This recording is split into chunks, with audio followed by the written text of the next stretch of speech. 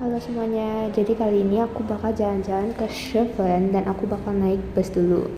Nah ini aku naik bus 103 buat ke Patoja atau stasiun keretanya dan harganya adalah 9 NT. Lalu ini aku udah sampai di Patoja. Aku mau tap kartu dulu buat keluar karena stasiun keretanya itu ada di Patoja, tapi stasiun keretanya tuh udah yang agak tua gitu, jadi agak-agak orang nggak banyak yang tahu gitu. Nah ini kita datang ke stasiun keretanya itu harus on time, karena kalau misalkan kita kelewatan itu kita harus nunggu 1 jam lagi. Nah sebelum masuk itu kita harus tap kartu dulu di situ. Nah ini stasiun keretanya kondisinya kayak gini, emang kelihatan banget yang kayak terbengkalainya gitu, banyak hutan-hutan, dan ini tempat banyak yang nggak tahu. Nah ini keretanya udah datang, jadi aku bakal naik kereta ini buat sampai ke Houtou. Jadi sebelum ke Sheffield aku mau mampir ke Houtou dulu. Houtou itu kayak kampung kucing kalau di Jepangnya, tapi ini versi di Taiwannya. Jadi kalau bisa kita lihat pengalaman aku selama di Taiwan itu, kita bakal ketemu kucing itu jarang banget. Jadi kalau misalkan kayak 1 ke 2 kali itu pun kita ketemunya sama kucing peliharaan orang. Jadi di sini tuh lebih banyak anjing daripada kucing.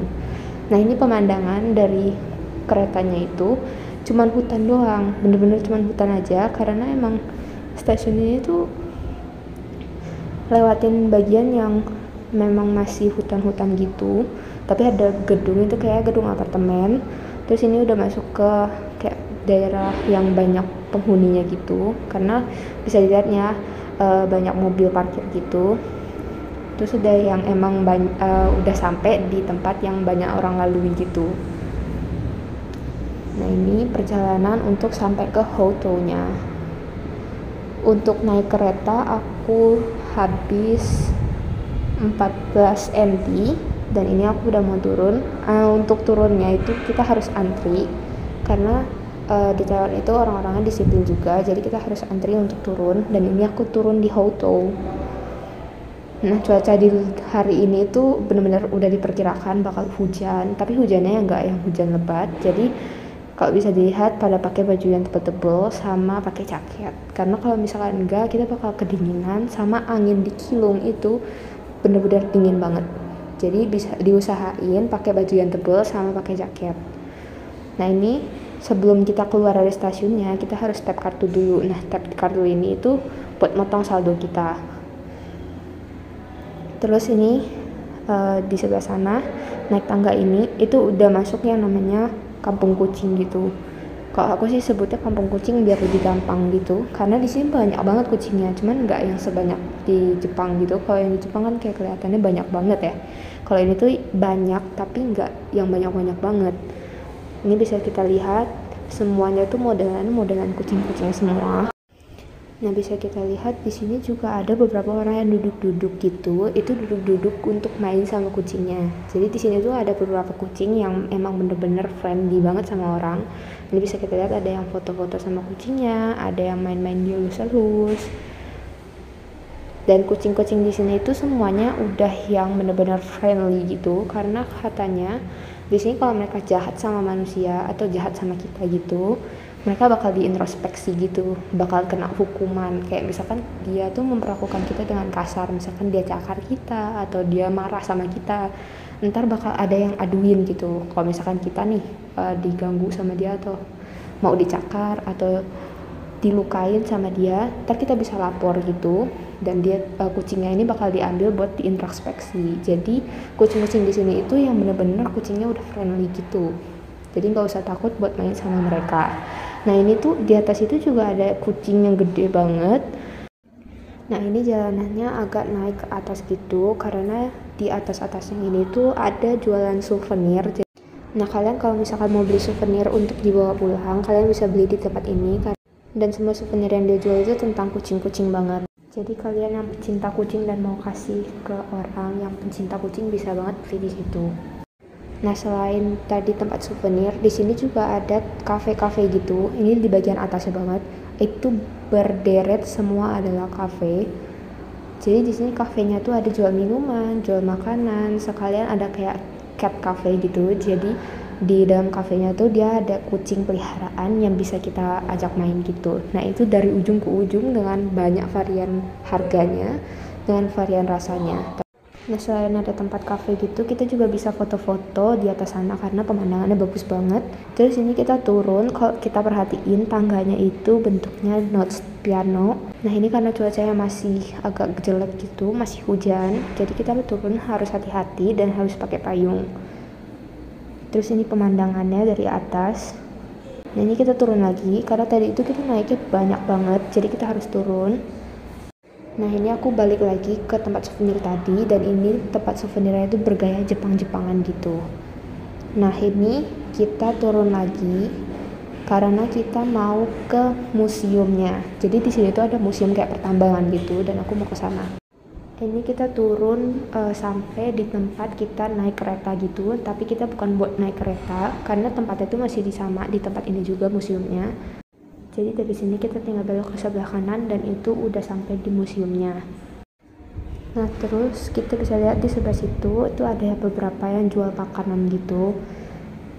Nah makanannya itu wangi banget, ada yang jual mie, ada yang jual sosis, ada yang jual souvenir juga. Tapi tujuan kita bukan buat jajanan di sini karena kalau jajan di sini tuh agak lebih mahal. Jadi kita bakal jajannya di souvenirnya aja karena lebih banyak pilihan juga. Nah museumnya itu yang ada di sebelah kanan, nih yang gedung ini, dan itu ada 3 lantai. Nah ini aku mau masuk ke dalam museumnya, jadi sebelum masuk itu kita harus taruh payung karena payung kita basah. Terus kita harus ukur suhu juga. Nah ini di bagian dalamnya itu ada beberapa kayak tulisan-tulisan yang bersejarahnya gitu, cuman aku emang gak bisa baca karena tulisannya Mandarin, tapi ada bahasa Inggrisnya juga. Terus ini ada tiang tinggi, itu ada proyektor gitu ke bawah. Nah lanjut, aku mau jalan keliling-keliling di lantai satunya dulu. Di lantai satunya ini tuh dia ada kayak pajang perlengkapan pertambangan gitu. Ini ada masker gas gitu. Terus ini juga ada pakaian sama perlengkapan mereka yang kerja di tambang. Bisa dilihat ada bajunya, terus ada tadi tasnya juga. Terus ini kita lanjut. Terus ini ada kereta yang udah berkarat sama udah rusak-rusak gitu, dan ini dimuseumkan. Lalu ini lanjut ada alat-alat pertambangan lagi, cuman ini aku nggak gitu ngerti ya ini apa. Pokoknya ini alat-alat yang digunakan di pertambangan gitu. Nah ini ada helmnya, terus itu ada kayak name tag nama gitu, terus itu ada ikat pinggangnya, sama ada dust mask, itu yang kayak masker debu gitu. Nah terus ini ada laporannya gitu, cuman aku nggak buka karena isinya semua dalam bahasa Mandarin. Terus ini di sini keretanya lagi, jadi keretanya tuh posisinya di tengah-tengah gedungnya gitu. Nah, terus lanjut ini ada tulisan tentang keretanya gitu, semuanya dalam bahasa Mandarin. Lalu ini masih lanjut ke perlengkapan di kereta-keretanya gitu, jadi ini mesin-mesin di keretanya gitu, ada rel kereta juga tadi.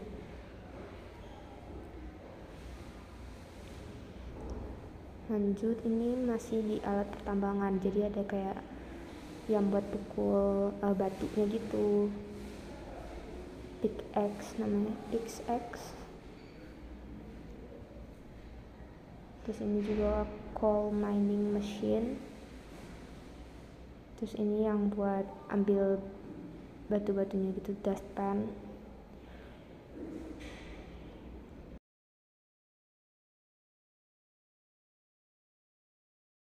Nah ini tadi yang proyektor di awal itu kalau misalkan dia ada sensor tangannya gitu, kalau misalkan dihibas pakai tangan dia bakal keluar ada tulisan gitu. Canggih banget sih ya. Habis itu kita mau naik ke bagian atasnya gitu, karena di bagian atasnya itu ada bukan stasiun tapi rel kereta yang udah gak kepake, dan pemandangan buat foto di atas sana tuh bagus banget. Nah ini ada yang lagi foto-foto, itu rombongan teman aku pas jalan-jalan kesini. Nah lanjut, karena aku ngajar kereta yang cuma datang 1 jam sekali ini, jadi aku harus buru-buru banget, dan ini aku udah nunggu keretanya datang lagi buat lanjut perjalanan ke Chevron. Nah ini keretanya udah datang dan kita harus antri dulu buat masuknya karena yang mau naik kereta ini bukan kita doang, banyak orang lain, jadi kita harus antri buat masuknya. Nah jadi sebelum tadi kita naik kereta ini itu sebelumnya itu kita ada tap kartu lagi kayak di awal gitu, tapi aku nggak sempat video karena aku takutnya keretanya udah sampai dan udah pergi duluan, karena kalau misalkan dia udah pergi duluan kita harus nunggu 1 jam lagi buat kereta berikutnya. Nah terus ini pemandangan dari perjalanan dari hotel ke Chevron, cuman hutan aja. Terus ini kita udah sampai di Chevron. Ini aku udah keluar dari keretanya. Terus ini ada tulisan Chu, itu keluarnya di situ, dan itu udah Chevron. Jadi Chevron itu kayak stasiun kereta, jadi tempat lewatnya kereta. Nah pinggir-pinggir kanan sebelah kirinya itu ada orang jual makanan dan banyak banget. Nah selain jajanan-jajanannya itu kita juga bisa terbangin lampion, terus bisa pergi ke Chevron Waterfall. Cuman Chevron Waterfall itu ada jam tutupnya dan itu jaraknya nggak gitu jauh, cuman emang harus jalan kaki sekitaran 20 menitan gitu. Nah ini makanan-makanan yang ada di Chevron. Jadi kalau aku biasanya kalau datang ke tempat jalan-jalan kayak gini jarang mau makan yang makanan berat. Aku lebih suka kayak makan cemilan-cemilannya gitu. Jadi kalau misalkan makanan berat itu kan kita jadinya makan itu langsung kenyang, jadi nggak bisa makan yang lain-lain lagi kan. Nah kalau aku tuh lebih prefer makan yang kayak makanan ringan tapi bisa makan banyak gitu. Nah di sini tadi ada jual bakmi, terus ada air kelapa, terus ini ada sotong, gurita, sama ada baby crab. Nah sotongnya itu harganya 20 NT dan aku ada beli satu buat coba dan rasanya itu enak banget. Ini aku beli satu harganya 20 NT dan aku pakai bumbu yang asin aja, yang asin gurih gitu, tapi ada juga bumbu yang pedas. Dan ini tuh rasanya enak banget, worth it lah 20 NT itu buat satu tusuk ini, karena dia tempatnya memang tempat wisata juga, jadi emang lumayan terbilang mahal. Tapi kalau misalkan mau makan ini juga biasa kita beli di night market. Nah rasanya itu dia kayak bakso gitu, dia kenyal-kenyal gitu. Dan yang aku suka itu teksturnya yang kenyal-kenyal, terus dia kayak goreng setengah mateng, pas kita beli dia baru goreng lagi, jadi masih yang bener-bener panas terus renyah gitu. Nah terus bumbunya ini juga pas banget.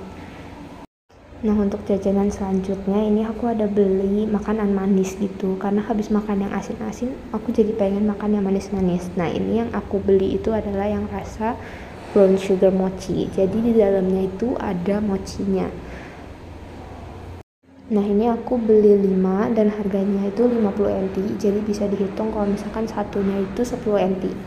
Nah karena kalau misalkan aku habisin 5-5 sendiri itu bakal berasa kenyang banget, jadinya aku bagi 5 ini sama teman-teman aku gitu, jadi kita bisa cemil makanan yang lain juga. Nah ini Ainya lagi bikin kuenya, nah itu dia lagi taruhin brown sugar mochinya. Habis itu dia bakal tutup, dia kasih adonan dulu sebelum dia tutup. Terus dia ada set alarm juga kayak berapa menit gitu sampai kuenya matang. Nah dia juga bakal bolak-balikin loyangnya itu biar matangnya itu bakal merata, karena kalau misalkan dia minus satu sisi aja matangnya itu bakal nggak merata gitu. Jadi dia setiap beberapa menit sekali dia balikin gitu biar semuanya matang merata. Nah cetakannya ini cukup unik karena bentuknya itu telapak kaki kucing. Karena ini unik banget sih kalau menurut aku, soalnya aku belum pernah nemu yang kayak gini. Dan ini kuenya udah matang, dia coba tusuk-tusukin gitu buat ngetes apakah kuenya udah matang. Nah terus dia udah pindahin, dia pisah-pisahin satu-satu gitu. Terus dia masukin satu-satu ke dalam kertas coklat gitu kayak kantongnya, dan dia kasih 2 tusukan buat makannya. Nah ini dia. kuenya. Lucu banget kan bentuknya itu telapak kaki kucing. Nah ini kelihatan banget masih berasap-asap karena bener-bener baru matang banget, dan itu isian mochinya itu meler. Dan karena cuaca di luar ini dingin banget, kalau menurut aku sih makan yang panas-panas itu enak banget.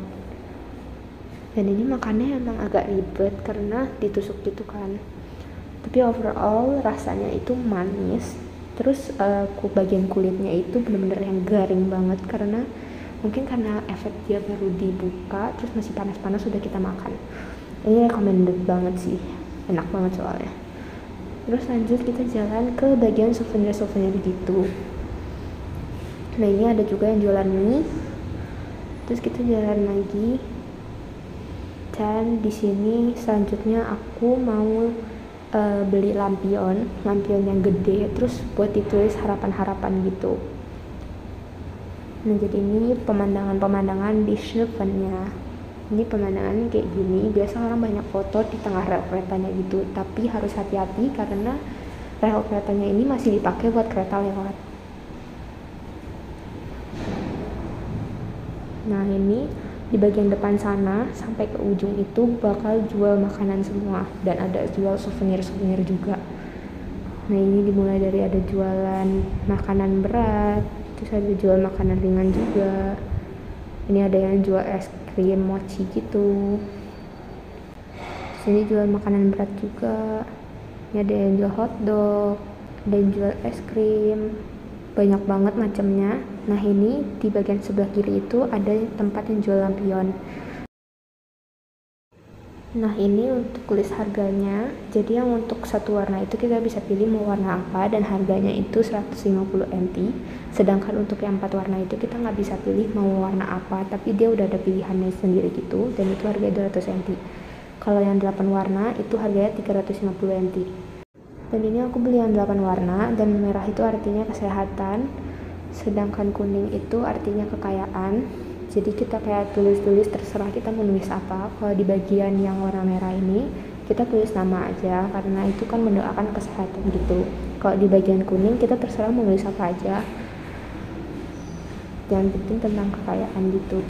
Nah kalau yang warna oranye itu tentang pasangan, jadi kayak kita mendoakan agar langgeng sama pacar kita atau bisa ketemu jodoh.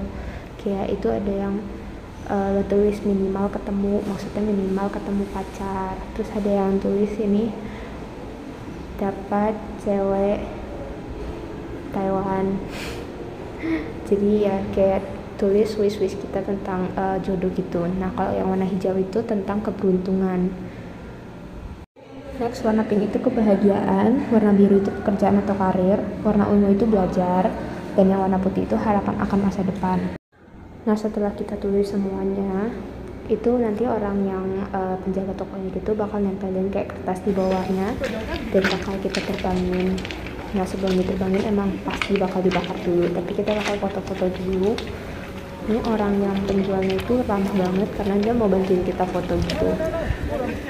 Nah ini persiapan sebelum terbangunnya, saya juga bantuin persiapannya gitu. Sebenarnya waktu yang pas buat nerbangin lampion itu pas malam hari, tapi karena cuacanya mendung jadi kita terbangin sekarang. Nah habis itu kita lanjut jalan buat ke waterfall di Chevron. Nah ini perjalanannya agak jauh, dan ini di sepanjang jalannya masih ada yang jual souvenir, tapi udah jarang banget yang jual makanan.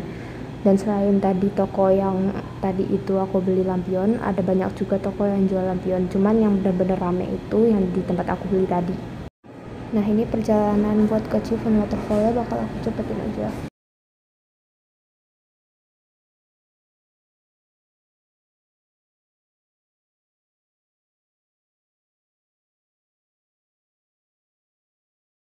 Nah terus di perjalanan ke Chevron Waterfall-nya ini ada jualan bazar-bazar gitu. Kayaknya ini baru ada pas hari ini aja, tapi mungkin tempat duduknya itu selalu ada gitu. Nah di sini ada jual-jual makanan, ada jual makanan ringan juga. Nah terus tempatnya ini banyak yang datangin buat sekedar jalan-jalan aja.